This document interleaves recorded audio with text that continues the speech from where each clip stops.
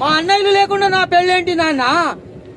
చిన్నపిల్లవి, నీకేం తెలుసు పెళ్ళంటే మళ్ళీ మళ్ళీ వస్తుందా? జీవితంలో ఒక్కసారేగా. మా అన్నయ్యలు చూడకుండా నా పెళ్లి జరగదు. క్షమించండి నాన్న. మా అన్నయ్యలు ఎప్పుడొస్తే అదే నాకు మంచి ముహూర్తం.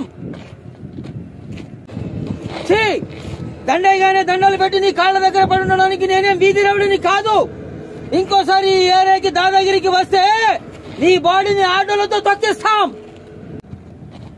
ఈ క్షణం నుంచి మిగతా ఏరియాలో ఎంత అద్దిస్తున్నారో వీళ్ళు కూడా అంతే అద్దిస్తారు. అంతకంటే ఒక్క పైసా ఎక్కువ అడిగావో. అంతేకాదు మా చేత అబద్ధపు సాక్ష్యం చెప్పించినందుకు ఐపీసీ సెక్షన్, అదే సెక్షన్ మాకు గుర్తులేదు కానీ ఆ సిఐని సస్పెండ్ చేయండి. పెద్దలు అలా అనకూడదు. ఈ చెల్లికి తోడబుట్టిన వాడు ఉంటే ఏం చేసేవాడు? నేను అదే చేశాను. బయలుదేరండి.